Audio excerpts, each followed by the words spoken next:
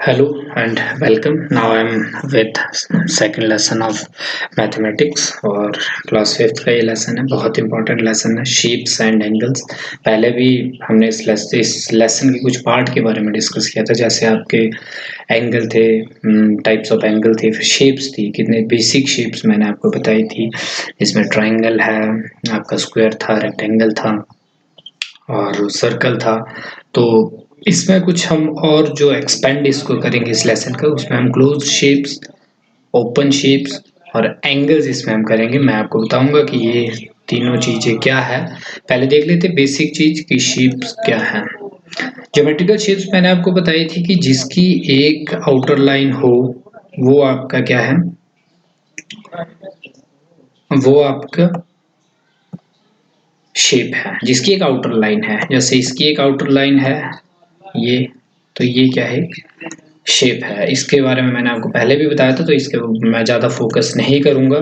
तो ये आप देख लें, that have an external surface of or outline of specific form or figure something seen in outline what we see in the world around us. जो भी हम अपने आसपास देखते हैं उसकी एक शेप है, चाहे ये फ्रेम देख लो, डोर देख लो, विंडो देख लिया, वॉल देख लिया, डस्टर देख लिया, इनकी सबकी एक आउटलाइन है और इसीलिए हम इसको शेप्स कहते हैं. जिसकी एक आउटलाइन है, सीधी सी बात है. नेक्स्ट हम देखते हैं कि नेक्स्ट हमारे पास क्या है. नेक्स्ट हमारे पास है क्लोज्ड एंड ओपन शेप्स. ये बहुत इंपॉर्टेंट है, क्लोज एंड ओपन शेप. तो इसको इसको आप ध्यान में रखें कि क्लोज्ड एंड जो ओपन जो शेप्स है ये बहुत इंपॉर्टेंट है. सबसे पहले देखते हैं क्लोज शेप क्या है. क्लोज शेप का मतलब है कि मैंने एक जो है, ये मैंने एक ट्रायंगल बनाया है, ये. तो ये देखिए, अगर मैं इस ट्रायंगल को यहां से शुरू कर रहा हूं लाइक दिस, इस तरह और इस तरह, and I am ending this triangle here, it means ये क्या है, क्लोज है और बाहर से कहीं से भी इनमें कुछ भी एंटर नहीं हो सकता. यानी ये बिल्कुल बंद है. क्लोज का मतलब है बंद. क्लोज मीन्स बंद. कोई भी ले लो, आप ये ले लो, यहां से मैंने शुरू किया, यही खत्म किया, तो ये क्या है, क्लोज्ड. और ले लो आप ये एक रेक्टेंगल मैंने ले लिया, तो ये देखिए आप, I have started from here and and here.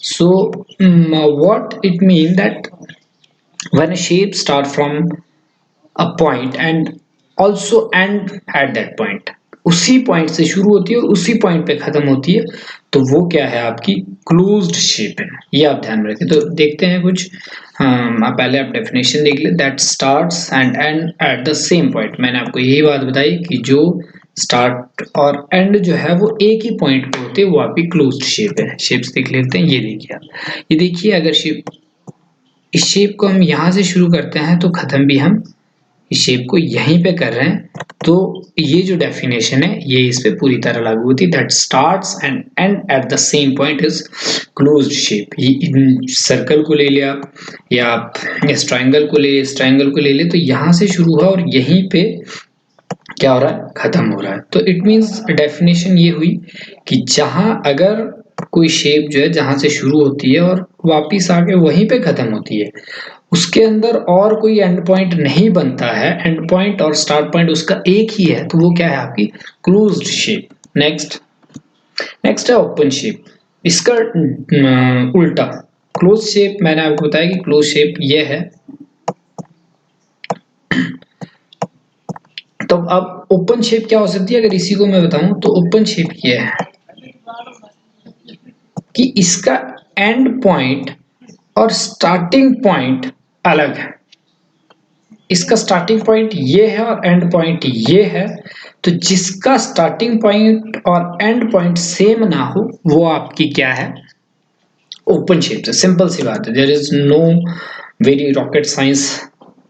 ये देखिए आप, ये क्लोज शेप है, ये भी ओपन शेप है, सॉरी, ये भी ओपन शेप है और ये भी ओपन शेप है. यहाँ पर जो है इसका स्टार्टिंग पॉइंट अगर ये है तो एंड पॉइंट इसका ये है, सेम नहीं है. पर क्लोज में हमने क्या देखा कि स्टार्टिंग पॉइंट और एंड पॉइंट आपका सेम होगा. तो इसकी डेफिनेशन आप देख लें, that don't start and end at one point, same उसकी डिफरेंट.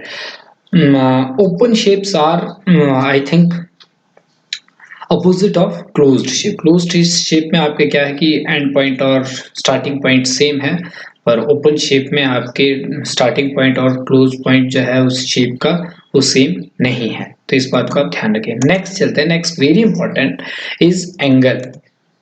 एंगल में सबसे पहले ये इसको आप छोड़ दे, पहले मैं एंगल को बताता हूँ कि एंगल है क्या। एंगल जो है ये मैंने टू रेज बनाई, या आप इसको लाइन कह दें, पहले भी वैसे हमने, जब तक ये ऐसी सीधी है तो इस पैरेलल इसको हम कहेंगे। सीधी जब है, आप इसको कितना भी लंबा कर लें, कितना भी बढ़ा दें, ये आपस में कभी भी नहीं मिलेंगी। ये बात आप ध्यान रखें। दो अगर पैरेलल लाइन को या पैरेलल रेज को आप कितना भी आगे बढ़ा दें, आप इसको जो है कहीं भी नहीं मिला पाएंगे। दूसरी बात, अब मैंने एक रेज ये बना दी, एक ये बना दी, ये ए हो गया और ये बी रे होगी, और इसको मैंने ओ मान लिया।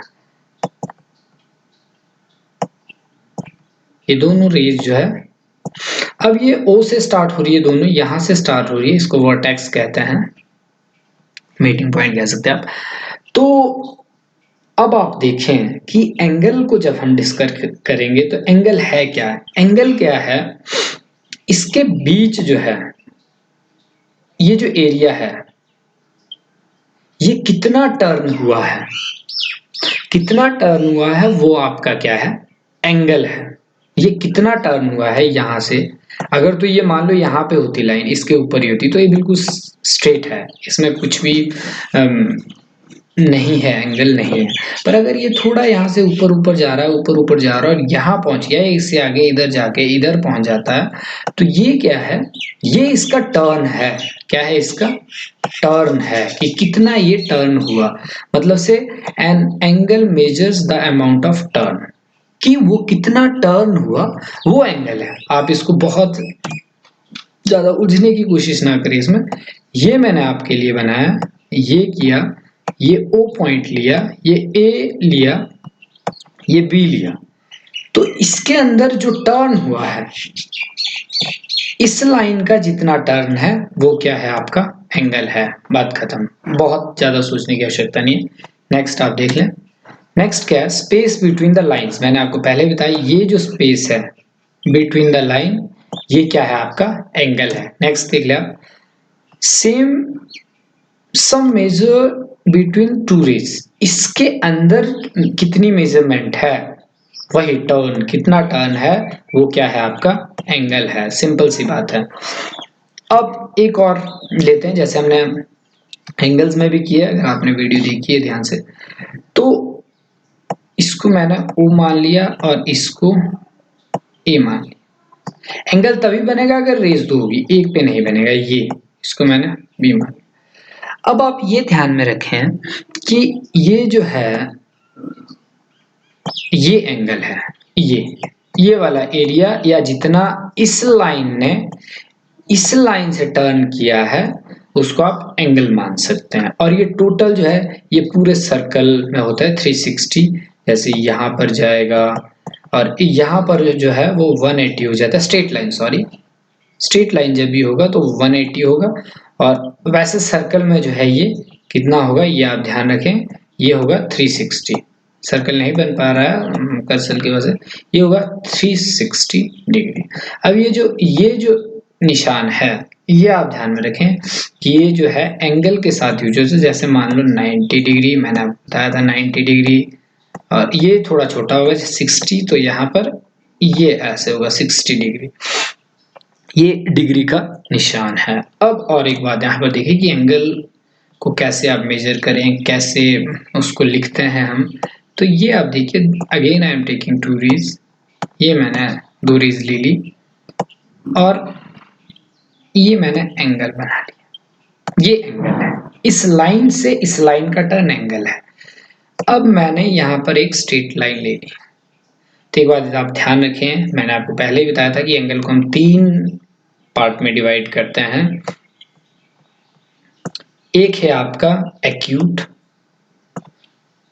और ये जो आपका है ये 90 डिग्री का है। 90 डिग्री मतलब से स्ट्रेट, सीधा बिल्कुल ऊपर की तरफ स्ट्रेट एंगल कुछ और होगा, पर जो है सीधी जो लाइन जो है वो क्या है आपकी 90 डिग्री है, ये वाला 90 डिग्री है।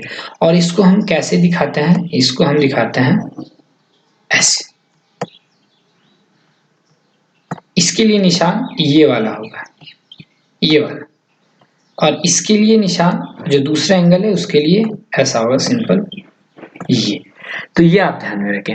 अब यहां से जब हम जो है यहां से बढ़ेंगे 1 डिग्री, 2, 3, 10, 20, 30, 40, 50, 60, 70, 80 और ये 90 यानी 90। फिर यहाँ से 110, 120, 30, 140, 150, 60, 70 और 80 जब आएगा तो 80 को हम कहते हैं स्ट्रेट एंगल।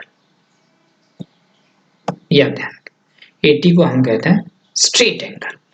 तो ये है ऑल अबाउट एंगल। 3 टाइप के एंगल होते हैं, एक है एक्यूट जो 90 डिग्री से कम है, और एक है ऑब्ट्यूस जो 90 डिग्री से ज्यादा है, और एक है राइट जो आपके 90 डिग्री का है। तो ये आप बात को समझे कि एंगल, अब मैं नेक्स्ट वीडियो में आपको प्रैक्टिकली बताऊंगा कि how you can make angles by using different geometrical instrument. तो आप उस कैसे बना सकते हैं और कैसे रिकॉग्नाइज कर सकते हैं। फिलहाल आप ये बात याद रखें कि एंगल है क्या और उसको कैसे आप मेजर। एक मैंने ये लिया, ये देखिए आप, ये स्ट्रेट है 360 है, ये 360 है, पर अगर मैं यहाँ से ये वाला ले लूं तो ये 90 डिग्री हो गया, और इसको हम ऐसे दिखाते हैं। ये आप ध्यान रखें, जब भी आप 90 डिग्री के एंगल को आप दिखाएं, 90 डिग्री मतलब से सीधा, जब भी 90 डिग्री के एंगल को आप दिखाएंगे तो आप ऐसे दिखाएंगे।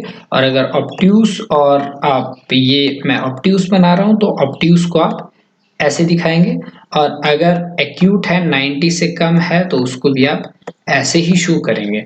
और एंगल के लिए और एक साइन है, अगर आप जैसे मान लो ये मैंने लिखा ओ बी और यहाँ पर ए, तो अगर मुझे इसको शॉर्ट फॉर्म में हमेशा मुझे एंगल लिखना पड़ेगा, एंगल ओ बी एस, तो इसके लिए एक शॉर्ट फॉर्म ऐसे है, ऐसे एंगल बना के ओ ए बी या ओ बी ऐसे लिख सकते हैं, ये भी इसकी एक शॉर्ट फॉर्म है। तो इसको आप ध्यान में रखें, और एंगल में बहुत ज़्यादा कुछ नहीं है। एंगल को आप ध्यान में रखें, ये एंगल जो है कि कितनी एक लाइन दूसरी लाइन से टर्न हो रही है वो आपका एंगल है। और 3 तरह के एंगल, एक आपका राइट एंगल जो 90 डिग्री है, ये जो सीधा है 90 डिग्री, अगर उससे ज़्यादा है तो ऑब्ट्यूस है, अगर उससे कम है तो एक्यूट है। तो these are the 3 types of angles. तो इसके बारे में मैं नेक्स्ट वीडियो में आपको बताऊंगा कि आप डिफरेंट इंस्ट्रूमेंट से, ज्योमेट्रिकल इंस्ट्रूमेंट से आप एंगल कैसे फाइंड आउट कर सकते हो और कैसे उनको बना सकते हैं अपने हाथ से। तो उसको मैं नेक्स्ट वीडियो में दिखाऊंगा। फिलहाल आप जो है एंगल, क्लोज्ड शेप और आपकी ओपन शेप के बारे में आप थोड़ी सी नॉलेज लें कि रेज से आप एंगल कैसे बना सकते हैं, वो आप ध्यान में रखें। और स्ट्रेट एंगल 180 डिग्री का होता है, और जैसे जैसे आप बढ़ते जाएंगे, जैसे यहाँ से एक्यूट है तो एक्यूट से ऊपर ऊपर जब जाते जाएंगे यहाँ स्ट्रेट आ जाएगा, फिर स्ट्रेट के बाद आगे 10, 110, 120, फिर 180 तक यहाँ पर आएंगे। फिर नीचे को भी जा सकते हैं, पर वो अलग टर्म उसमें आ जाती है, वो भी मैं आपको बताऊंगा। तो ये आप ध्यान में रखें। तो इसी के साथ मैं अपना लेसन यहीं पे ख़त्म कर रहा हूँ। थैंक यू, आप इस लेसन को ध्यान से पढ़ें। धन्यवाद।